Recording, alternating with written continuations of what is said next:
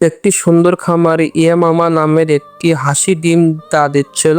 সে আশায় এক বুক বেঁধেছিল নতুন প্রাণের আগমন। একদিন এক ছোট্ট ঘরে ডিম ফুটে বেরিয়ে এলো ছোট ছোট হাঁসের ছানা। সবাই ছিল মিষ্টি আর চঞ্চল। শেষে একটি বড় ডিম থেকে বেরিয়ে ফাটলো। সেখান থেকে রোয়াল একটি অদ্ভুত রকমের ছানা। সবার চেহারার সাথে তার কোনো মিল ছিল না। অন্য হাঁসেরা তাকে উপবাস করলো, মুরগির ছানারা ঠোকর দিল।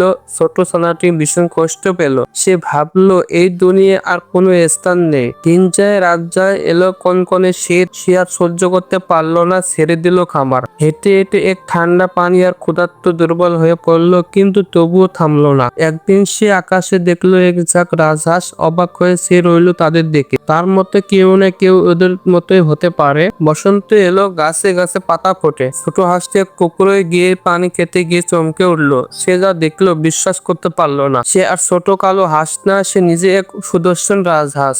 আজ সে জানে নিজেকে কখনো ছোট ভাবো না। স্বপ্ন থাকলে সাহস থাকলে তুমিও একদিন রাজহাঁস হয়ে উঠবে।